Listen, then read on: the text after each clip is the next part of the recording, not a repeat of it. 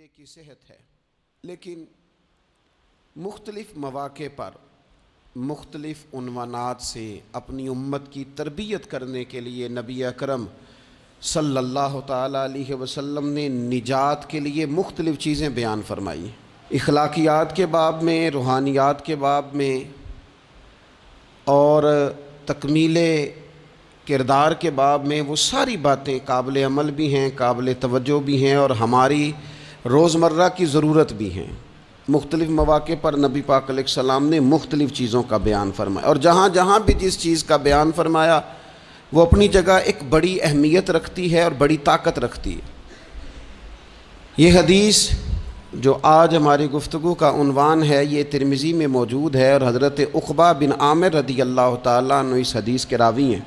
یہاں بھی انہوں نے نبی پاک علیہ السلام سے نجات کا راستہ پوچھا ہے۔ بہت ساری سوچیں، بہت سارے نظریات، بہت سارا فلسفہ، بہت سارے سمجھانے والے، بہت سارے قائل کرنے والے، اپنے اپنے انداز میں خیر کی بات بتانے والے لوگ ہر دور میں موجود رہے، لیکن بہرحال حرف آخر وہ ہے جو مدینے والے محبوب نے بیان فرمایا۔ نبی اکرم صلی اللہ تعالیٰ علیہ وسلم سے حضرت عقبہ بن عامر رضی اللہ تعالیٰ عنہ کہتے ہیں کہ میں نے عرض کیا، قلت یا رسول اللہ صلی اللہ تعالیٰ علیہ وسلم من نجات، کہتے ہیں میں نے پوچھا کہ یا رسول اللہ صلی اللہ تعالیٰ علیہ وسلم نجات کیا ہے؟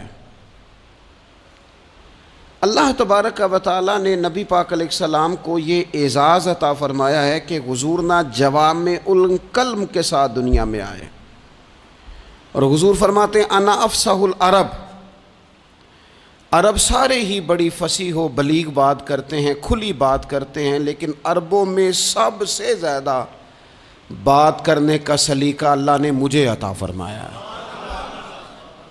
یہ حضور علیہ السلام کی شان اقدس ہے کہ بہترین انداز میں حضور تھوڑے جملوں میں گہری بات، الفاظ کے لحاظ سے وہ بات مختصر ہے اور مفاہیم کے لحاظ سے اتنی وسیع ہے کہ سارے سمندر اس کے اندر سمو دیے نبی پاک علیہ السلام۔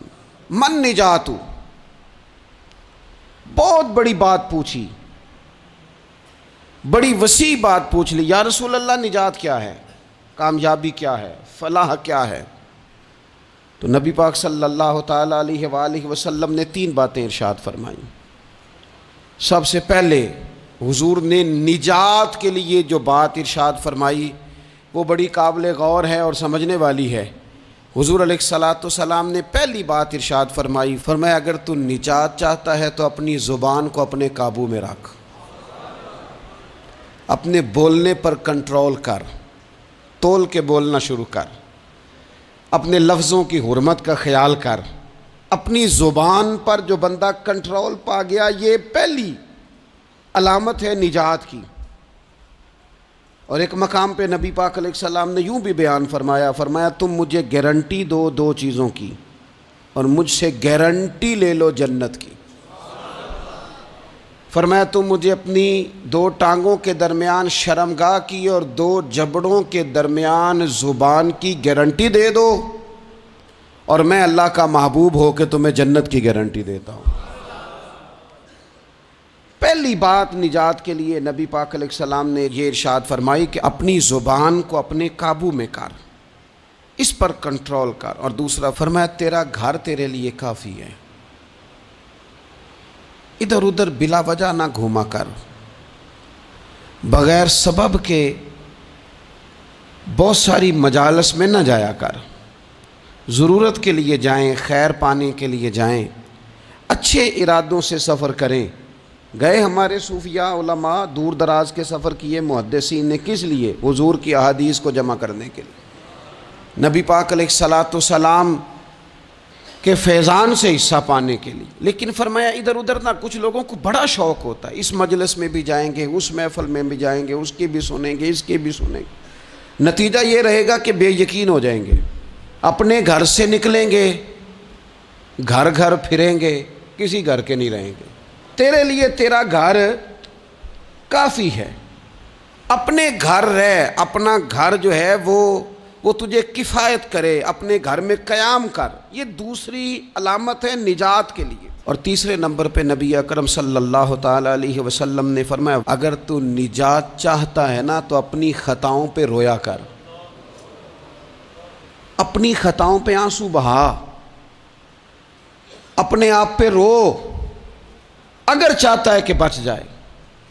تین چیزیں نبی پاک علیہ الصلوۃ والسلام نے بیان فرمائیں، زبان کو قابو میں کرو، اپنے گھر میں قیام کرو، اور فرمایا کہ تم اپنی خطاؤں پہ رویا کرو۔ یہ تین اگر چیزیں تمہیں میسر آتی ہیں تو پھر رسول پاک علیہ السلام کی زبان فیض حق کے ترجمان سے گارنٹی مل رہی ہے کہ اللہ اس بندے کو نجات عطا فرمائے گا۔ بہت شوق ہے لوگوں کو باتیں کرنے کا، بڑی باتیں، اوئے ہوئے، جو بات بڑے مختصر لفظوں میں دو جملوں میں بیان ہو سکتی ہے اس کے پیچھے اتنی لمبی تمہید باندھیں گے کہ اصل بات ہی رہ جائے گی بیچ میں سے۔ گفتگو، بات، بولنا، یعنی بات ہو رہی ہے، گفتگو ہو رہی ہے دو لوگوں کے بیچ، اور کوئی دانا آدمی بات کر رہا ہے تو فٹافٹ مداخلت کریں گے اور جملہ پھینکیں گے، کہیں گے قطع کلامی معاف، اور اپنی بات شروع کر دیں گے۔ تو میں کئیوں کو روک کے کہتا ہوں کہ پہلے آپ پوچھ تو لیں ہم نے معاف کیا بھی ہے کہ نہیں۔ بہت باتیں کرتے ہیں بعض لوگ، بہت باتیں کرتے ہیں، اور دنیا میں جو زیادہ خطائیں ہوتی ہیں وہ زبان کی وجہ سے ہوتی ہیں۔ عملاً کوئی کسی کو کیا تکلیف دے گا، ہاتھ کوئی کسی پہ کیا اٹھائے گا، لیکن لفظوں کے تیر، جملوں کے ترش لہجے اور زبان کی کڑواہٹ۔ حضرت عثمان غنی رضی اللہ تعالیٰ عنہ فرمایا کرتے تھے کہ زبان تو روح کو گھائل کر جاتی ہے، بندے کو اندر سے توڑ کے رکھ دیتی ہے یہ زبان۔ بہت سارے لوگ تھے، انہوں نے بہت سارے جملے زندگی میں بولے، میں یقین سے کہتا ہوں کہ انہیں بھی پچھتاوا ہوا کہ یار مجھے یہ والا لفظ نہیں کہنا چاہیے تھا، لیکن کاش یہ بعد میں پچھتانے سے پہلے آپ سوچ لیتے۔ اور بہت سارے لوگ ایسے ہیں جو مجھے پتہ ہے جو وہ کہہ رہے ہیں وہ معافی ضمیر ان کا نہیں ہے، وہ ان کے خیالات نہیں ہوتے، لیکن وہ کہہ دیے انہوں نے، اور کہنے کے بعد اندازہ ہوا کہ یہ ہمیں کہنا نہیں چاہیے تھا۔ دوسرا ارشاد فرمایا کہ تو اس طرح کر، اپنے گھر کو نہ لازم پکڑ لے، تیرا گھر تیرے لیے بہتر ہے، تیرا گھر تیرے لیے کفایت کرنے والا ہے۔ شریعت اسلامیہ میں نا رہبانیت منع ہے، سارے حقوق چھوڑ کے بندہ گھر میں بیٹھ جائے، حجرے میں بیٹھ جائے، یہ منع ہے، لیکن کچھ دیر کے لیے وَتَبَتَّلْ إِلَيْهِ تَبْتِيلًا، سب سے کٹ کر اللہ کے ساتھ جڑ جاؤ۔ قرآن مجید نے کہا وہ کیا ہے کہ کچھ دیر کے لیے خلوت ضرور اختیار، جیسے آپ اعتکاف میں بیٹھے ہیں، سب سے کٹ کے اللہ کے گھر آ گئے، یہ کچھ دیر کے لیے یہ کام کرنے کا ضرور حکم دیا گیا ہے۔ آپ دیکھیے حضرت موسیٰ علیہ السلام، اسلام میں رہبانیت نہیں، سارے حقوق چھوڑ کے جانا نہیں، لیکن کچھ دیر کے لیے، تھوڑی دیر کے لیے حضرت موسیٰ علیہ السلام 40 دن کے لیے گئے نا کوہ طور پہ، پھر اللہ نے تو رات عطا فرمائی۔ وَإِذْ وَعَدْنَا مُوسَىٰ 40 لَيْلَةً، ہم نے موسیٰ علیہ السلام سے 40 راتوں کا وعدہ لیا۔ نبی پاک علیہ السلام کتنے دن جا کے پہلے غار حرا میں بیٹھے، پھر اللہ تعالیٰ نے وحی عطا فرمائی۔ تو کچھ اپنے گھر میں وقت گزاریں، عبادت میں وقت گزاریں، اللہ کی یاد میں وقت گزاریں، سارا وقت گھومنے میں پھرنے میں ضائع نہ کر دیں۔ کچھ لوگ ایسے ہیں عبادت کے لیے بٹھاؤ تو تھکے ہوئے ہیں، اور ان سے کو کہیں جانا ہے تو وہ تیار بیٹھے ہیں، تو کچھ اوقات اپنے اس پر بھی لگائیں۔ اور تیسری بات جو ارشاد فرمائی گئی وہ یہ ہے کہ اپنی خطاؤں پہ رویا جائے۔ ہم نہ بڑا تبصرہ کرتے ہیں، بڑا رونا آتا ہے کسی کی مظلومیت پر، کسی کے دکھ پر، ملکی حالات پر، لوگوں پر، اچھی بات ہے، لیکن نجات کے لیے ضروری ہے کہ انسان اپنی خطاؤں پر بھی روئے۔ اور نبی اکرم صلی اللہ تعالیٰ علیہ وسلم نے فرمایا کہ اگر تمہیں اللہ کے خوف سے آنکھ سے اتنا قطرہ بھی نصیب ہو گیا جتنا مکھی اور مچھر کا پر ہوتا ہے، تو اللہ تبارک و تعالیٰ اتنا بھی تمہاری آنکھ سے آنسو نکل گیا تو جس طرح بھینس کے تھنوں سے نکلا ہوا دودھ دوبارہ تھنوں میں نہیں جاتا، تم بھی دوزخ میں نہیں جاؤ گے۔ اور دو آنکھیں اللہ کو بڑی پیاری ہیں۔ یا رسول اللہ کون سی؟ فرمایا کہ جو رب کی رضا کے لیے پہرا دیتی ہے، اور ایک وہ آنکھ جو اللہ کے خوف میں آنسو بہاتی ہے. یہ دو آنکھیں اللہ کو بڑی پیاری ہیں. تو اس لیے یہ تین باتیں آپ نے نہیں بھولنی. ایک تو یہ کہ اپنی زبان کی حفاظت کریں. ایک اپنے گھر میں، مسجد میں، اجرے میں کچھ دیر بیٹھ کے اللہ کو یاد کریں اور کوشش کریں کہ بغیر وجہ کے گھر سے نہ. اور تیسری بات یہ کہ اپنی خطاؤں پر